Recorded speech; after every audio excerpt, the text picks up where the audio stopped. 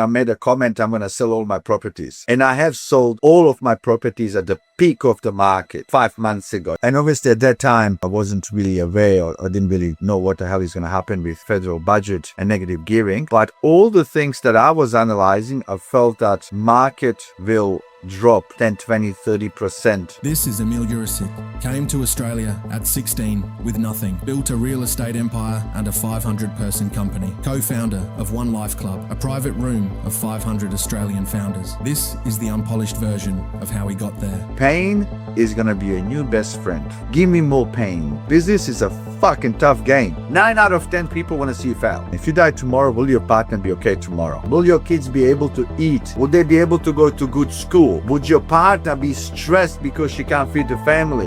Or he? If the answer yes, well fucking work harder. Money is not everything, but it's also a lot. There's a saying, you are not what you think you are. You're not even who you wanna be. You are what your actions show today. Simple as that. In this episode, you'll learn how to buy property 10 to 20% below market value right now, turn pain into fuel, and build a bulletproof mindset. At your age, Emil, having gone through the process of having the gas on to build to get you to where you are now, was the sacrifice worth it? Was the go full throttle to build to get you to the place here worth that gap in your maybe health or other areas of life? Look, there's a price to pay for anything we do. Emil, mate, welcome back to the Both Sides podcast. Great to be back. When was the last time we did one? It'll be A few years now, a couple of years. Yeah. I still remember the first time you came on and the call I made, I reckon it was about 5 years ago. I can still remember the first time I cold called you to say, hey, would you come on the podcast? And Can you remind me, where did we do that podcast? Was it Sydney or Brisbane? Sydney, in your NGU office. Oh, yes. Yeah. Yes. But that would be, it'll be 3, 4 years. I can't remember. It'll be 3, 4 years. I think 5 it years. was 5 years ago. That was just after COVID. Yeah, just after COVID. Yeah. Can you believe it? 5 years goes so fast. Even much younger than you. 27 now. 27 now. I would have been 23 or something. Oh, there you go. Yeah, 22 even. Good to be back and good to have you guys in my home. Bonky. Yeah, and that's another thing. We're in your... I know. Normally when I do podcasts, I don't think I've ever done a podcast in my own home. And already feels more casual. Yeah. As normally when I do podcasts, if people want to do podcasts with me, they do it in my office. And I'm probably a little bit more intense, office, workplace, but I feel like we can have a bottle of wine here. Have a yard. But mate, it's interesting to film here because part of the reason that prompted me to reach out to them was I saw your reel you did, I think it might have been with Aaron or somebody, Yes. where you're like, you're selling everything Yes. and you're going to buy this back for half the price. Yes. Can you walk me through like the mentality you've got around your assets at the moment and what you're going to do with this property? Because it's like one of the beautiful, like you took us to the tour and it's one of the best houses in Brisbane. Yeah. And it's not just the best house or not. There's so many amazing homes in Brisbane and all over place. Reason why this is so special, we are, 4 kilometers from Brisbane CBD, but we are on the golf course. And right now, there's no noise. This is dead quiet. We are middle of the nature. It's so peaceful. And it's probably one of the only places where I just feel totally relaxed. I got basically no neighbors around. So what happened 5 months ago, I was interviewed by Aaron. A great discussion I had with him. And we touched base on property market. And that time I said, unemployment is on rise. Interest rate is on rise. AI is going to affect unemployment even more. And obviously at that time, I wasn't really aware or I didn't really know what the hell is going to happen with a federal budget and negative gearing.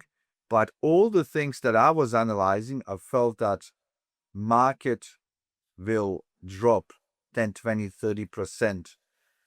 And when I said that, I said, I made a comment, I'm going to sell all my properties. And I have sold all of my properties at the peak of the market 5 months ago. That's when I believe it was peak of the market. Except 2. I only own this home now and one amazing block of land. And reason why I said I'm going to sell everything, because all the assets that I had, I was like, man, if I have, I don't know, $100 million worth of properties, how much would they be worth in 12 months time? 60, 70, 80 million? And if they're going to be worth 60, 70 million, am I better selling everything, holding onto my cash, and maybe put it back into the market where the market drops? And one day I got home and I even said to Giselle, I was like, let's sell our home too. She said, okay. So let's just sell it and we're going to move to the Gold Coast potentially anyway. And the day that we decided to put this house on the market, which is about 2 months ago, we put it on the market. The same day we both said, shit, we didn't think this properly. We actually attached to our own home. You can rebuild any house, doesn't matter how great it is. But this location, almost impossible to replace. There's only about 5 houses directly on the golf course in the city of Brisbane, and we are one of them. So if we sell it, where are we going to buy? Anyway, within 2 weeks' time, we started getting great offers. And one offer is still on the table. And this is the first time ever. And we have both moved over 20 times in our, since we've been together when we were 18 years old.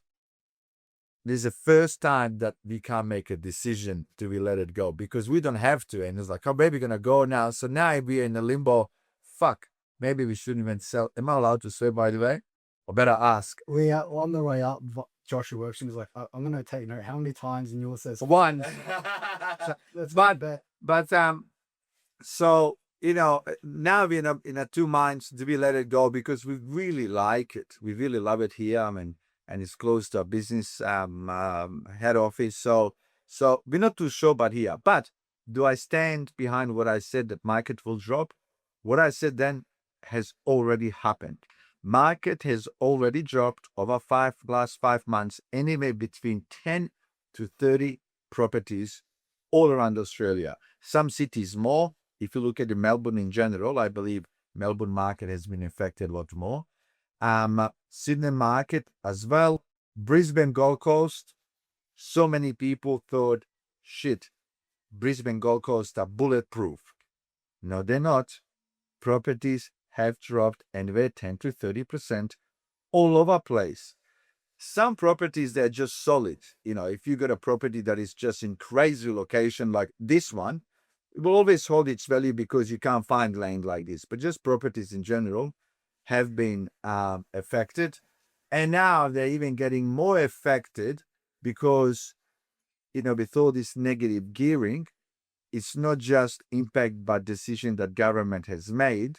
Massive impact is by also lenders, Big Four. A lot of banks now, as you would know, all the pre-approvals that they have given to people before federal budget was announced, they have revoked all of those. And now, any investor, their borrowing capacity is affected anywhere 10 to 20 to 30%, which means if your budget was $2 million or million, and if banks were lending you $1 million, now they're only going to lend you $700,000-$800,000. That effect that straight away is having a massive effect on the market. The question now comes, what the hell is going to happen even further in the future? Will unemployment keep going up? Will AI keep affecting unemployment even more? And will investors hold back? Investors are all sitting there. They're just holding back because they're there's so much negative news. Media also controls the market as much as the banks do, because media, if they're trashing the market, and right now there's no single day where you don't have negative news about the property market, full stop. And buyers, they just have no urgency. There's no more fear of missing out. Buyers are holding back. But saying that, what do I think will keep happening more? Or I can say there's so many amazing opportunities right now. Do I think we have hit the bottom of the market? I feel like there's a little bit more pain coming. There's a little bit more pain coming. And what AI is doing to jobs right now is nothing compared to what it will do in the future. So interesting times ahead. I'm observing market very carefully. Investors are pretty much disappeared. especially for the established stuff. Established stuff, All the investors are right now going towards brand new stuff, right? Which they are just creating more competition between themselves to potentially push prices of brand new stuff. But right now, if I was an investor right this second, what I would be looking to buy, I would be looking to buy property that is 30 years old, where I need to add light makeup on or light renovation to add value to it, because we're going to competition, competing for those properties besides the people that want to buy it to actually live in it. So they are great. There's already amazing opportunities out there. But even just in our world, in the buyer's agency, the amount of deals and ability to negotiate 100 grand below what market value was is done every day. It's done. And Done. it's definitely made a big shift in. It's interesting to see how just once sentiment shifts, the impact that has. Massive. I mean, look, I always say there's so many different aspects to property markets, right? I do agree that for anybody that is 22 years old, for them to buy a property, they have to commit to a $1 million mortgage. And when you're 22 years old or 24 or 25, most people, they're not earning much. If you just finish your law degree, your first year as a lawyer or whatever it is, you're going to be earning $70,000, $80,000 or $90,000. And by the time you pay all of your bills and living expenses and rent, there's not much left. There's hardly anything for you left to save to potentially buy a home one day. So, people got to work 2-3 jobs just to have ability to save to potentially enter the market. Now, the question is, should they buy something brand new or not? I definitely wouldn't be looking at buying anything brand new. If I was first home buyer, I would be looking to buy things that I can add value to. So maybe if I decide to sell it in 5 years' time, I can really capitalize on 2 things. 1, hopefully market going up, and 2, whatever I did to add value to it. So if I want to jump from first to second property, if you end up having a family, might need more space, where can you actually have more value if you decide to sell in 5 years? That's something I would be asking myself if I was younger individual trying to enter the market. What about if you were an investor trying to enter the market?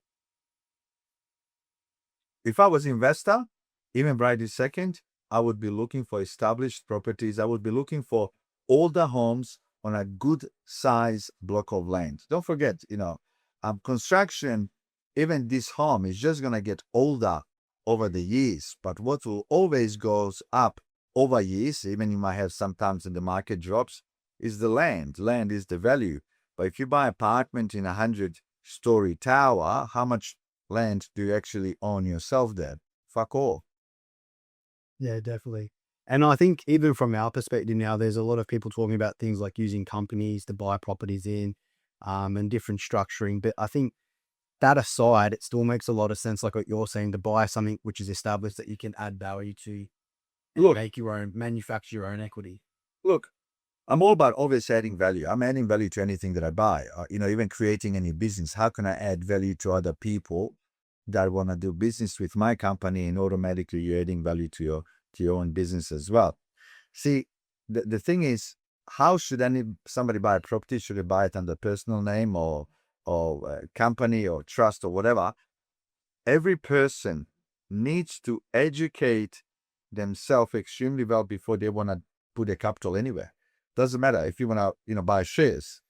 You don't just buy shares because your mate told you these shares are good. How much do you know about the company you want to invest? How much do you know about that sector of the business, and if you want to buy any property, what is the best way to buy?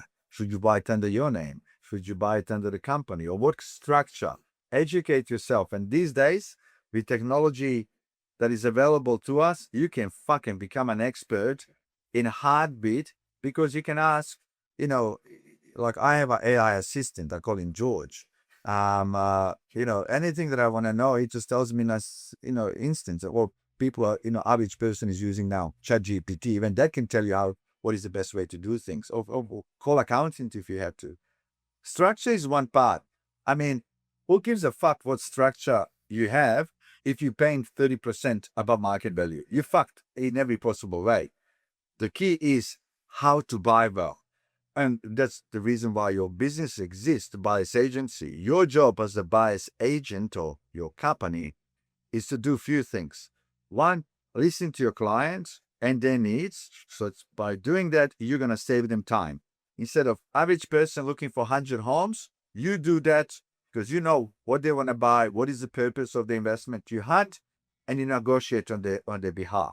So the aim always is, how can I buy extremely well? And whatever the fuck I buy, how can I add value so it's even worth a lot more tomorrow? And I don't just have to wait for prices to go up. I want to capitalize on that too, but how can I add value, whatever that is? Yeah, definitely, mate. It seems like even from our perspective, looking at the market now, with all the changes that are happening, everyone's looking at talking about buying brand new. Like you said, I think personally the opportunity lies in buying established property. 100%. Yeah, sure, your serviceability's dropped. And some people, for example, we had a client who earns 100 grand. She could borrow 700K before negative gearing changes. Now it's dropped to 500. Well, let me argue with you there. If you're buying $1 million apartment, you're paying top dollar. Why? First of all, construction is so fucking expensive right now. Yeah. And every developer, this is what he has to calculate when he's about to sell you something. He's got to buy land. He's got to finance that land. He's going to build something. He's going to finance that, which means there's a good chance he's going to be paying 10% interest on his development. And then that developer needs to make his margin there, 10, 20, 30%, whatever the fuck they make, right? So you as a buyer, you are paying top dollar. You're buying property at $1 million. So if you're buying apartment off the plan or anywhere for $1 million, you are paying market value. Would you agree? $1 million. Least, yeah. And banks are, let's say, giving you $800,000. Great. But now, think about this. If you're buying established property as an investor, property worth $1 million. Now, banks, they're like giving you less money. They only give me 70% instead of 80%, which means of the whole fuck, it's better to buy brand new home. No, it's not, because right now you can negotiate established property 10 to 20% below market value. So that $1 million property, if you can buy it for $850, who gives a fuck how much bank is giving? If bank is giving you 700 grand, you're already 15% ahead anyway. And all investors, they have just shifted towards brand new. So if there's an apartment for sale in Broadbeach, and there was 2 or 3 buyers, 2 or 3 investors, another 2 or 3 investors are buying established properties. Now all the investors are going to that brand new apartment. And there is no active investors right now in established residential. So it's an open fucking market for taking for anybody that wants to tap into it. So have we seen the bottom of the market? Well, I can tell you this. If I was investor, there's amazing opportunities out there right this second to buy stuff a lot below market because your competition is very little. Just as an investor at the moment, I've seen all the hype around you switching to the health is wealth and Yes. level X new business. Can you tell us a bit about where you're putting your money at the moment? Look, I am, you got different type of investors. I love creating businesses in general. I love creating cash flow businesses. I love businesses that are bringing me dollar every single day. As a developer, as you know, any developer makes no money till they build something and sell it and sell it, which means most developers are bleeding money and they're between 1 to 5 years on their development, right? It's just all spending. Hopefully market is going to be solid and hopefully you're going to sell it for profit and get your money back into profit in a couple of years' time. I love creating businesses that are bringing me dollar every single day. So from my real estate business to finance, to our online businesses, to Level X, what we are working on now, are businesses that are just cash flow driven. Just cash comes every fucking day. I love creating those businesses. And also every business I want to create, I ask myself, can I sell this business in 5 years, in 10 years? If you're a developer, not many developers sell their businesses. You are there while you're developing. You stop developing today, what are you going to sell? Nothing. Your brand might mean nothing if you don't have a huge fucking pipeline, then maybe sellable. It's like being a real estate agent. Unless you have a real estate business, rental, and so on, you're worth nothing. Because as an agent, you stop selling today, you fucking dead man walking. No money coming. So with me, where am I putting my capital? And I have to ask myself, we are a company now with well over 500 staff. There's so many different industries.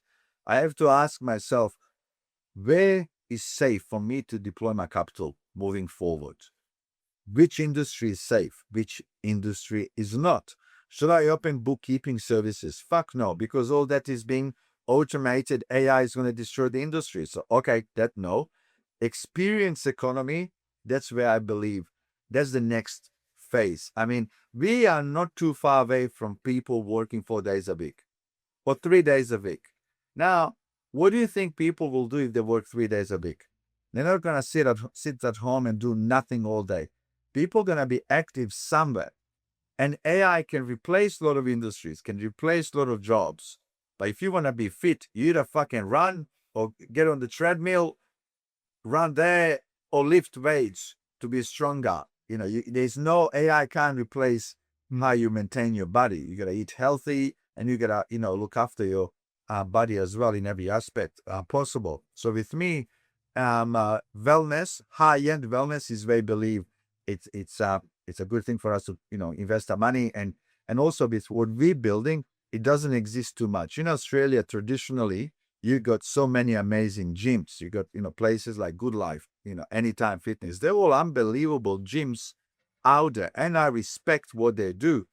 What we are heavily focused is unbelievable gym with unbelievable recovery longevity. So in our places, it's more personalized service in a way that when you go there, yes, you can do gym session, but you can also recover, because as us, it is important for you to, build up and be strong, but also your body needs recovery. So we got unbelievable recovery that we are building that is part of our wellness. And then we are heavy on community as well. The problem with anybody that goes to gym, 80-90% of people, they quit within a month or two. When people say New Year resolution, I'm going to join the gym and be, healthier and fitter, that lasts for about 4 fucking weeks. Why do people give up? 2 reasons. One, they join gym and they don't know what the fuck they're doing. They lift a little bit and no results, and like, I quit. They expect to be Arnold Schwarzenegger over fucking night. It doesn't exist. Or Kathy Freeman in a day. But 2, there's nobody there encouraging them to come back again. So any of our wellness places that are building now, and we're opening one the 1st of July, the first one and second, and other 2 are end of the year. But the second you walk into our place, there are full-time personal trainers helping everyone. Not just for you, helping everyone. If whatever you're doing, they're there to give you a hand. They're there to show you. They're there to also to introduce you to other level X members as well. So that way, like for example, if I'm personal trainer and you're training there, and you know what, I would say, hey, you know what you're doing is great, but let me show you how to do it better so you get more progress with whatever you're doing. Matter of fact, I'm going to introduce you to John. John trains also similar days to you, does similar exercise. You know what, John meets, and then you're meeting somebody that can encourage you to actually come back. And then we got stuff as a community that we're doing constantly, that you feel you're part of something. Because I have seen over 500 gyms before we decided to get into this space. I've done research all around the world, and I went to freaking almost every gym that exists. I'm in Australia physically, and when I was going there, a lot of them didn't have their personal, it was cold. Nobody would say hi to me. What do you mean nobody's going to say hi to me? Good day, John. Good day, Bob. How you going? Build that community so people have something to look forward to. Just like yourself, if you're not working with your future wife, like, you know what? I had a tough day, but I look forward to going to my wife's tonight. You know what I mean? Well, we want to build something that people look forward to going there, do a great gym session there, and then, or class, and then do a proper recovery as well, and have something to look forward to. So with us, but everything's super high end. Even when you walk into any of our wellness places, it doesn't feel like a gym. It feels like, holy shit, you just walk into a super high end hotel that feels like home, with people in it that you have a lot in common with. And so freaking excited by this space. We think over the next, 18 months, we're probably going to deploy about $100 million, maybe even more, of capital and grow it. You asked me before this podcast, how far you want to go? As far as I can go. I love the game. I love business in general. So with me, there's no how far. Where did the itch to dabble in the wellness space come from? Was there a particular event in your own life that prompted you to? Or two things. One was, all my life, I have unbelievable energy. Like my mind if my body is tired, my mind would tell my body, go and fuck yourself, just keep fucking working, right? It's just, it doesn't matter if I get physically tired and whatever. It's like, who gives a fuck? Just keep working. My mind is just so bulletproof that way. Till about 2 years ago, age 45, I started literally having a nap middle of the day. 1 o'clock in the office, I would have a fucking nap.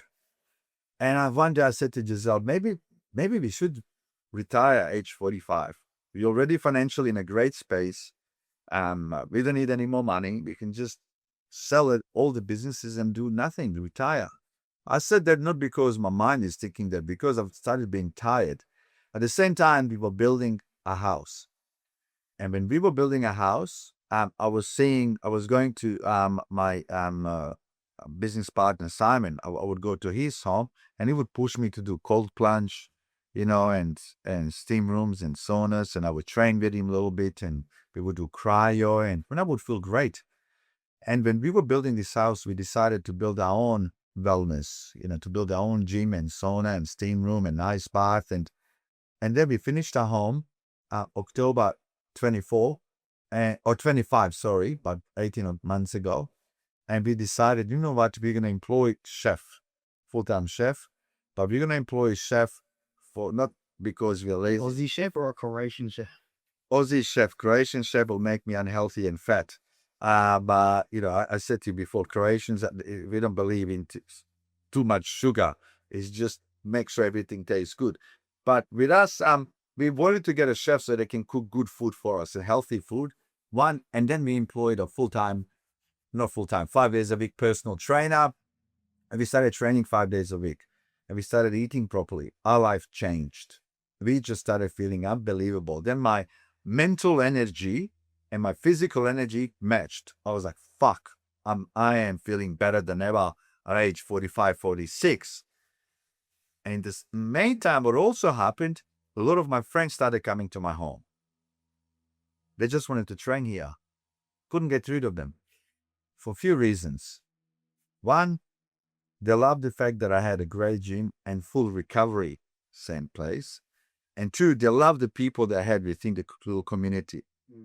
And that gave me idea. And then, then I started research for about 2 years or 18 months, 2 years. I started researching this space heavily because I'm putting real money. It's not a monopoly money. If I want to, each place costs, my next one is costing me about $25 million. So if I'm going to spend $25 million in one wellness space, I need to fucking understand in and outs of that business extremely well. Otherwise I lose money.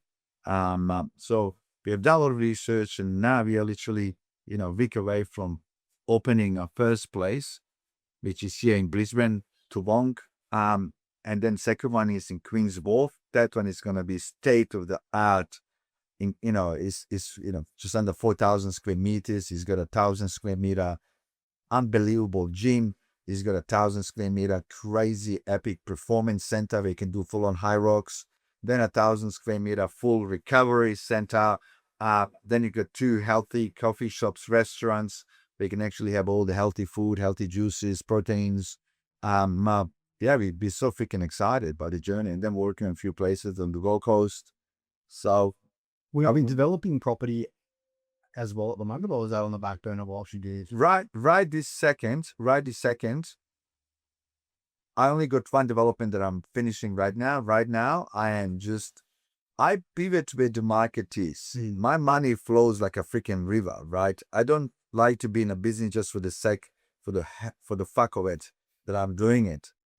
There's a time when put gas and go hard in whatever industry you're in, and sometimes you got to pull brake. Right now, my heavy brake is on property development, heavy brake. But saying that, in 2 days I might speak to you and I might say I spent $40 million buying, 4 blocks of land. I'm opportunist.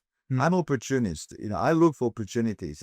We have our capital and interest in a lot of different industries right now, and we are scaling as a company and diversifying in a lot of different industries. And wherever we feel at the time that right move is to push one business harder, we do that. It's like driving a supercar on the racetrack. There are times within a straight lane where you fucking hammer the car and go hard, but sometimes you gotta put your brakes and all depends the way the road goes. In regards to now, at your age, Emil, having gone through the process of having the gas on to build to get you to where you are now, and then now exploring things like, we were talking about the analogy where your mind was up here and then your body started to drop and wasn't at the same capacity. Would you do the same thing you've done? In other words, was the sacrifice worth it? Was the go full throttle to build to get you to the place here worth that gap in your maybe health or other areas of life? Look, there's a price to pay for anything you're doing. You can't become a Elon Musk and work 8 hours a day and not take risk. There's a price to pay for everything that we do. Is it worth it? Well, good question. And you ask yourself sometimes like, fuck man, I just spent, since I was 16 and I'm 47 now, I spent 30 years working like a fucking donkey and I didn't know where my ass was half of the time because I just worked. But then at age 47, I'll say it's worth it for many reasons. One, this year alone, we have raised and donated last 12 months about $1 million to different charities and people in need. How many people can say that? So if I made a sacrifice, imagine how many lives I also changed. Hope a lot. That's one thing. Two, people that are close to me. How many of them have I helped? Made an impact on their lives. Is worth it. Do I have ability to employ and change lives for a lot of amazing individuals? Yes, and I do. Was it worth it, working so hard? Yes. So if I die tomorrow, and I might, you don't know when we're all gonna go, right? If I die tomorrow, if I died 15 years ago, I would be angry with myself. Really? Yes. In heaven or hell, but if I fucking end up. I'll tell you why. I always say to any individual, let's say you have a family, wife, kids, or even just your partner, and I ask a question, if you die tomorrow, will your partner be okay tomorrow? Money is not everything, but is also a lot. Like, okay, 15 years ago, if I died, my partner would have a big mortgages and she would be stressed but if I die now, she's okay. Financially, she doesn't have to fucking stress about mortgage and businesses, and she's okay. My nephew, nieces are okay. And everybody's okay. So with me, and especially people that have 3 kids, and I ask them, if you die today, will your wife and kids be okay tomorrow? Will your kids be able to eat? Will they have food in their lunchbox tomorrow? Would they be able to go to good school? Would your partner be stressed because she can't feed the family, or he, whatever? If the answer yes, well, fucking work harder. Because if something happened to you and you might think to yourself in heaven, maybe it was worth me working hard because they're all set for generations. But with me also, why I can say everything I've done is worth it, because I love work. I love work. I love creating things. I love building. I love challenging myself. So to me, also a big part is that I love the game. But I will also say this. When I was starting first business, when you're 18 years old, 20, and when I'm starting new business now, you know what the big difference is? 2 things. One, when you're 18 years old or 20, you don't know what the fuck you're doing. And you got no money. So you're going to start a business, you got no money, and you have zero knowledge, fuck all about starting that business or the industry that you're getting in. All you have is a fucking heart of gold and you want to give it a go, but you don't know what the fuck you're doing and you got no money. And when you do that in your 20s, quite often you forget to enjoy the journey. Looking back now, I mean, a lot of individuals think about this. A lot of individuals, when they're in the early 20s, all they're thinking, I can't wait till I have Lamborghini or Ferrari. I can't wait till I have a fucking home. And they're just working. They forgot to enjoy that journey, enjoy the life. All they're thinking, I can't wait till I have that. Right now, you saw my garage. I got a lot of fucking cars there. Over $5 million worth of cars. I got fucking nice home. But when I look back now, you know what was the fucking juice for me? That journey, that hustle, creating, building, expanding. That was the fun. And right now, starting a new business right now, I'm so fucking present. I am so present building a business. Now I feel like I've got more time and I'm better with managing my time, that I can actually enjoy the journey, enjoy the scaling. That's the fun. Having a supercar, that's not fun. You look at it, wow. Who gives a fuck? But working 5 years, creating the journey, man, any advice that I can give to any individual, man, enjoy those sleepless nights, enjoy those big decisions, those setbacks, enjoy good, bad, and ugly of creating business and the business journey, because life will go by. And mate, like from my experience, 100% of the time, things don't go to plan. There will be a sleepless night. There's going to be a breakdown or something that doesn't work out. You've got to learn to love it, don't you? The key is you got to learn how to love doing things you hate doing. And you also got to learn that pain is going to be a new best friend. Give me more pain. Because only being a business owner, you need to be heavily solution driven. There is no day that you yourself as a business owner now, there's no day when you don't have problems. Every day. That's small or big. But with me, every problem I have, I'm zero focus on heavily on the problem. All I am putting all my energy in, give me solutions. 3 or 4 solutions, pick the best one, let's resolve it, move on. Because problem is part of your business journey, and fuck me, that for any young individual that wants to get in business, I can assure you there's a lot more of fucking shit than honey in it. It's 90% shit, 10% honey. So imagine eating horse's shit and you gotta fucking enjoy eating it like a fucking honey. But you got to. But with me is you got to be level-headed. I used to do things differently in business. When I have a great result, I want to jump to the fucking roof, excited.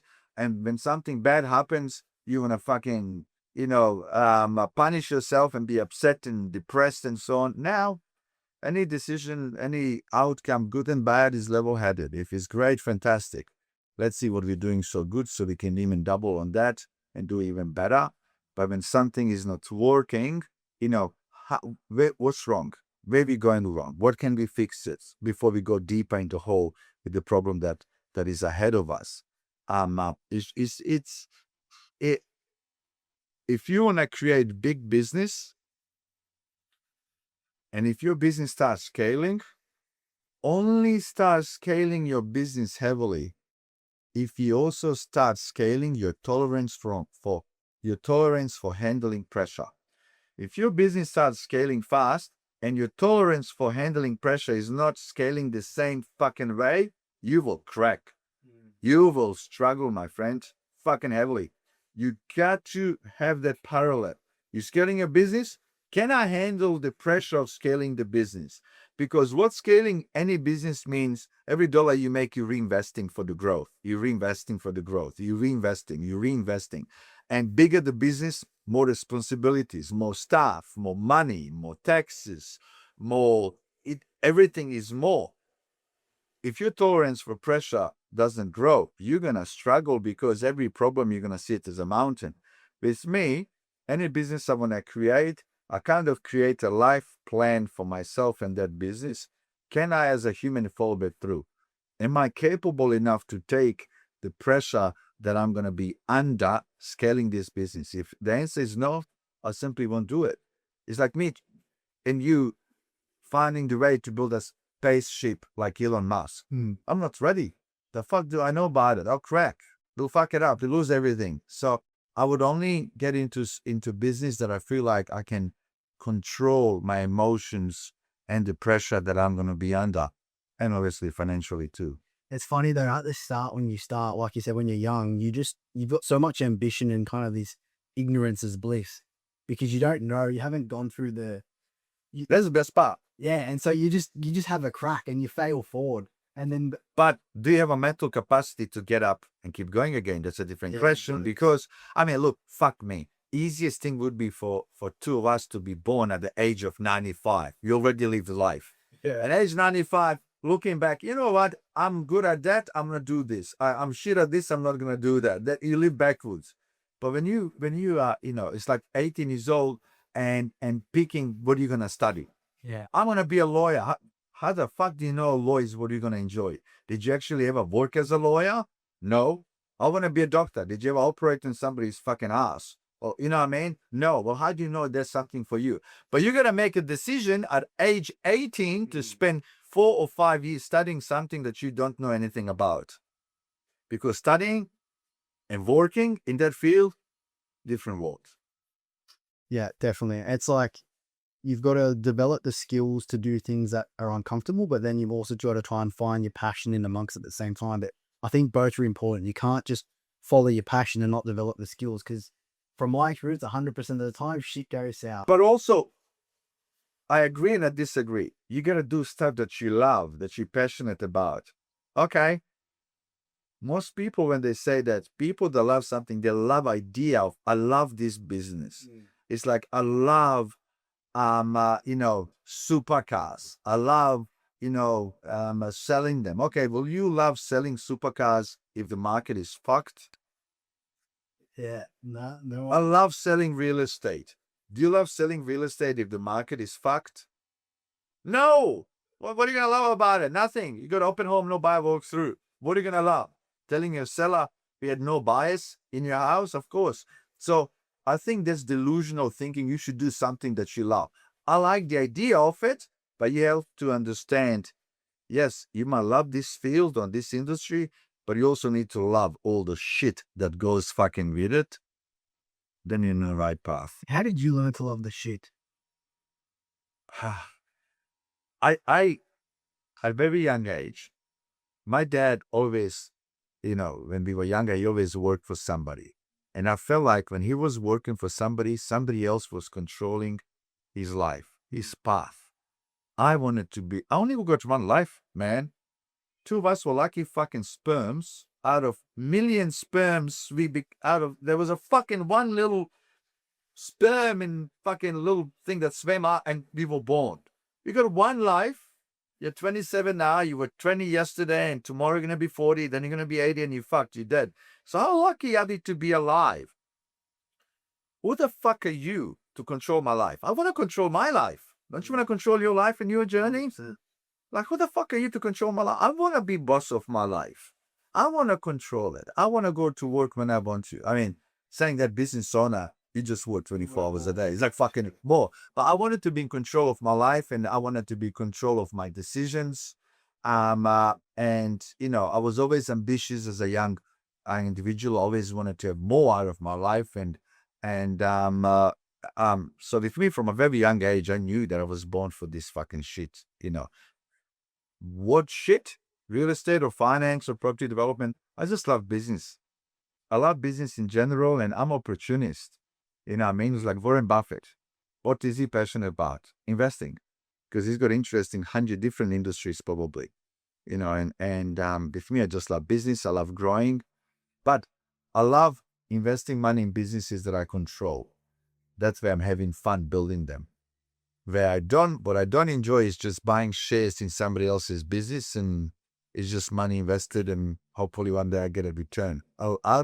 Where I thrive is building businesses. Yeah, it sounds like you really like the idea of manufacturing or creating your own success, not waiting on the market or another. I am the fucking market. I love that. I am the fucking market. Well, to me, it's just... So, it's good. Next few years is going to be It's going to be interesting for us. We have a big vision, and as big as our capability allows us to grow. We are now, we are a big enough company now that we are, look, I don't want to talk about valuations. People said, I want to create $1 billion company. Valuations are horses shit. I'm worth $1 billion.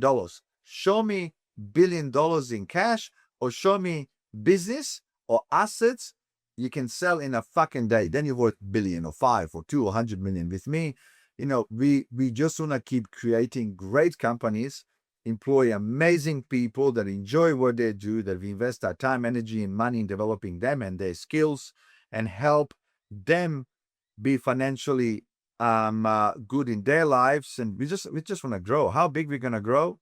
I don't think we are far now from creating $1 billion company. Based on the revenue, profits, and so on. We are definitely in the path.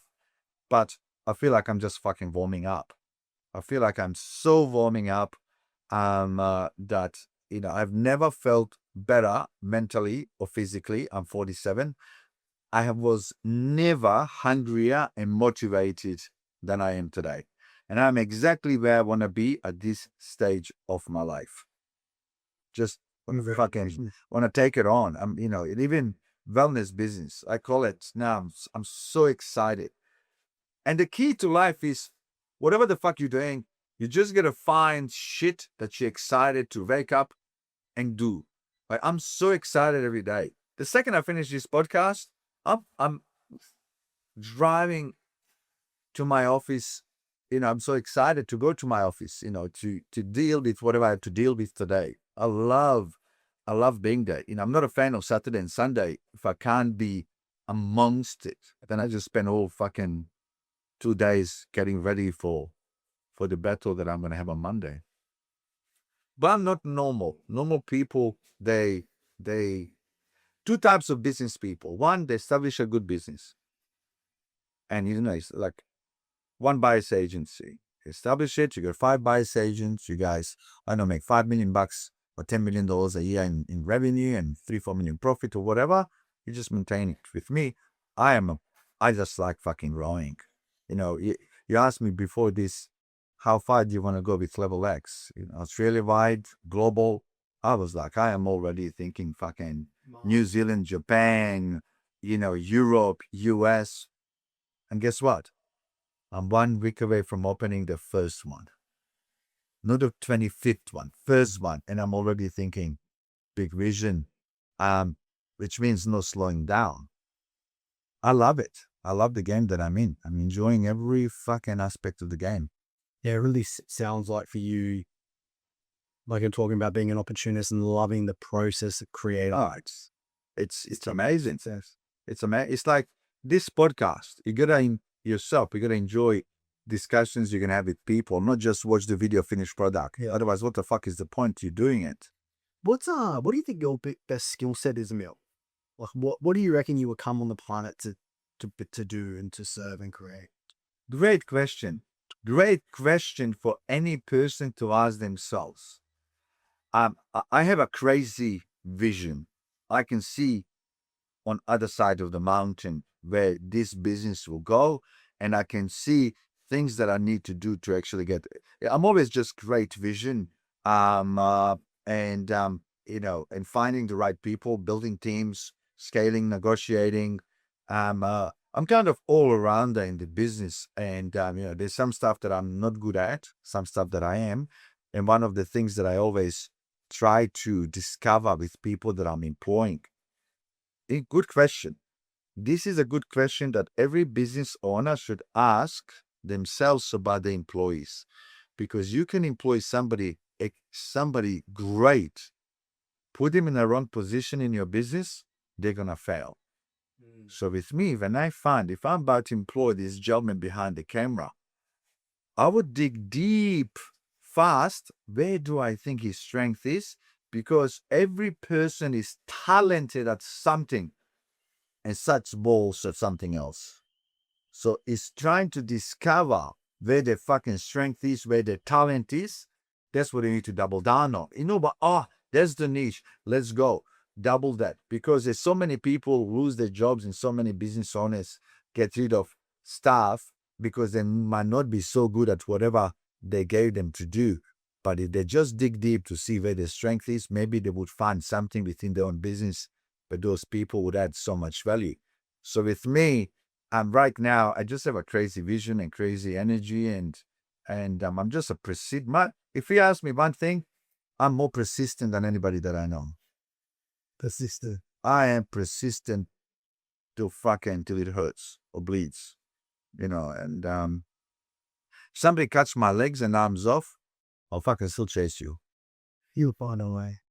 Just gotta keep moving forward. I mean, everything goes back down to, one life. We're not getting any younger, man. It's with me now.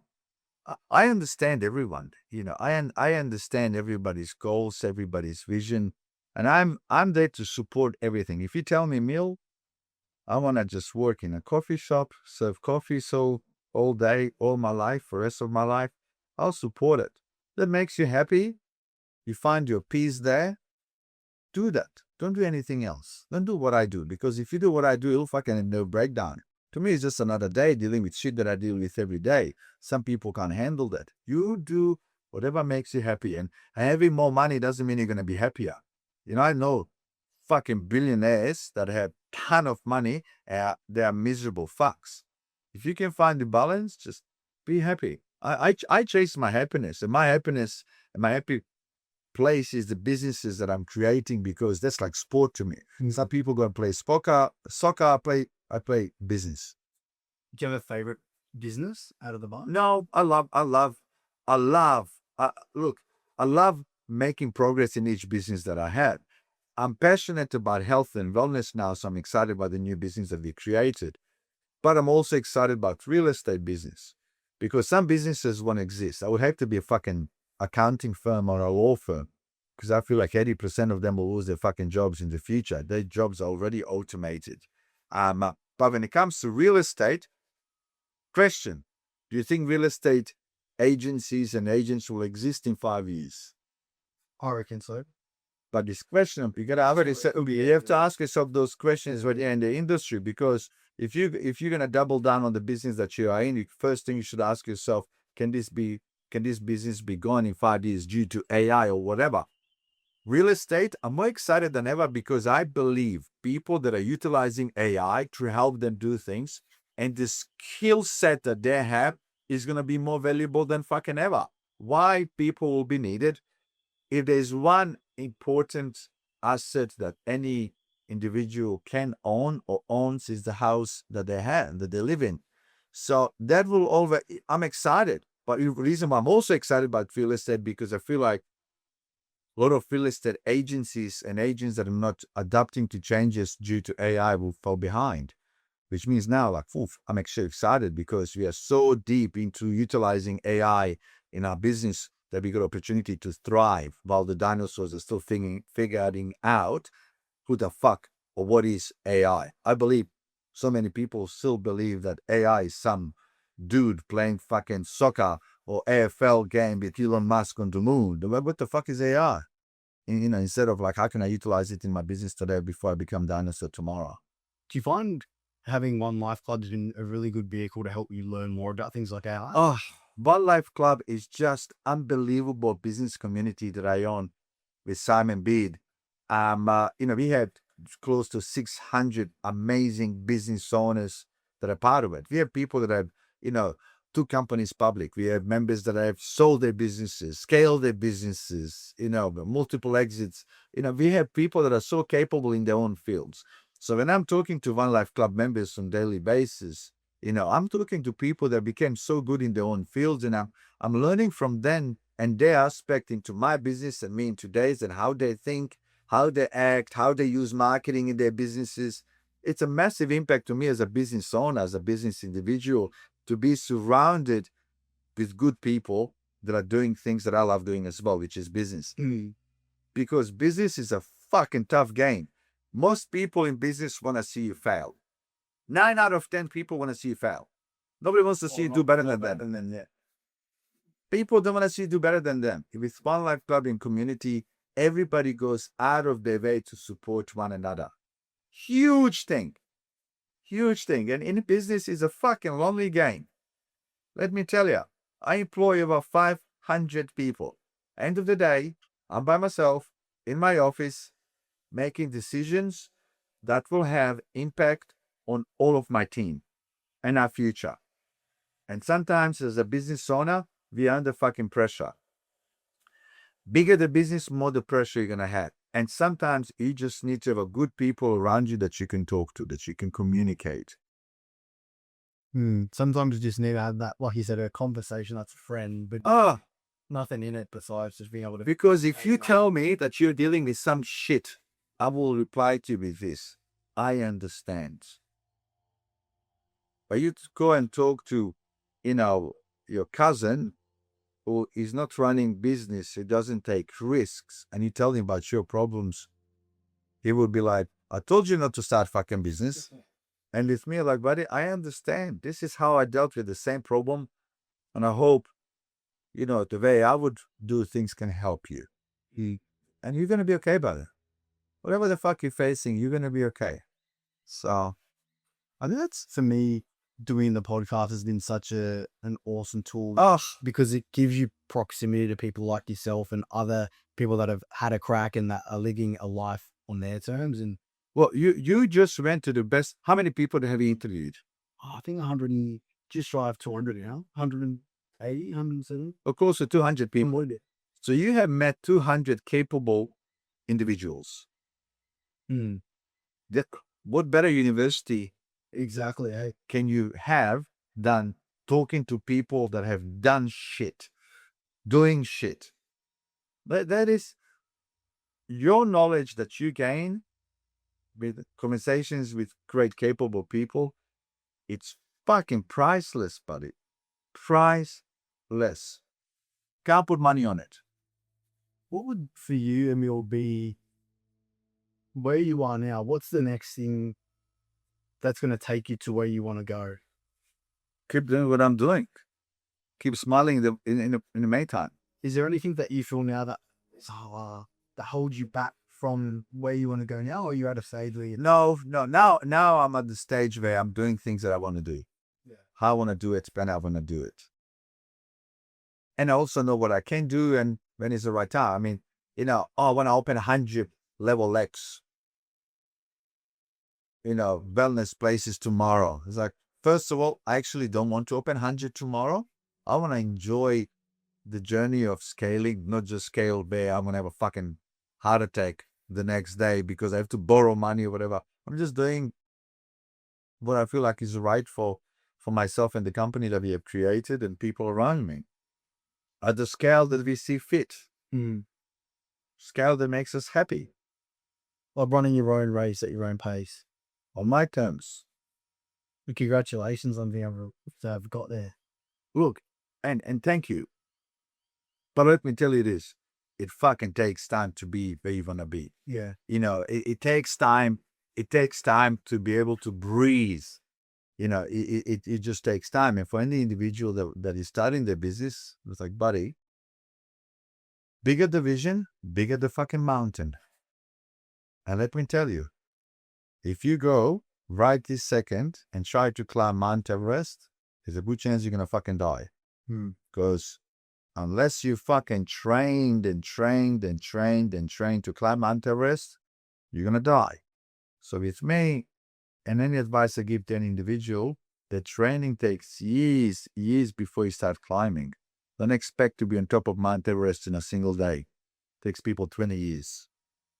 Like, I think I heard you sound real. It was like 30 years to become an overnight success or something. But the other day, I was driving and, these couple of teenagers, he said, what do you do for a living?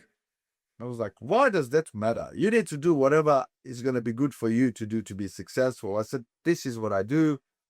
And they said, how long did it take you? I said, only 30 years. How can we do that in 3? I said, I have no fucking idea. If you find out, you tell me so I can speed shit up. It doesn't exist, man. It doesn't. And you know what? You don't want to have everything in 3 years either. everyone that wants to have a big success, you fucking need to suffer a little bit in that journey to enjoy the juice at the end. I can even just, the person I am now versus the person I was when I started 5 years ago in, for example, the podcast. Like, so different. And we're going to be 5 Yeah. and 10. You just want to keep making progress as an individual, as a human. You want to keep making progress. You want to, at end of the day, you just want to be a happy individual, man. And everything is irrelevant. In business, you're going to have problems. I can promise you that. You might fail at something, but you just going to have to hold that brain in between your ears and not lose the fucking plot in the meantime, and try to do good things and be good people and help others on your journey. Help others, man. Right now, I love fucking helping people. I love helping people, and I love pushing young individuals for them, because when I was starting, I had nobody pushing me. It was just me climbing this mountain on my own and fucking shit up on the way there. But right now, my enjoyment is, how can I help somebody, and how can I just love more people? Because you know how many haters you have, and I have, and anybody that is trying, you're always going to have people who'll try to break your fucking legs on the way on your journey. With me, I never want to be like that. I just want to keep encouraging people to do amazing things. And you do that, you're fucking happier. Imagine hating on people. I hate that you're successful. Like, how miserable fuck would I have to be for me to say that? It is true. With me, it's like, how can I help people be happier? And if you're doing well, I don't want you to do well. I want you to do 100 times even better than what you're doing. And when you're thinking like that, then you just become a happier person yourself. Well, mate, I really appreciate your time. This has been an awesome Pleasure. opportunity to come back and see and experience the little nuances of your house and how you've actually created a life by design for yourself. Mate, you kind of walked me through the house already, and I know the answer, but what's your favorite part about this property?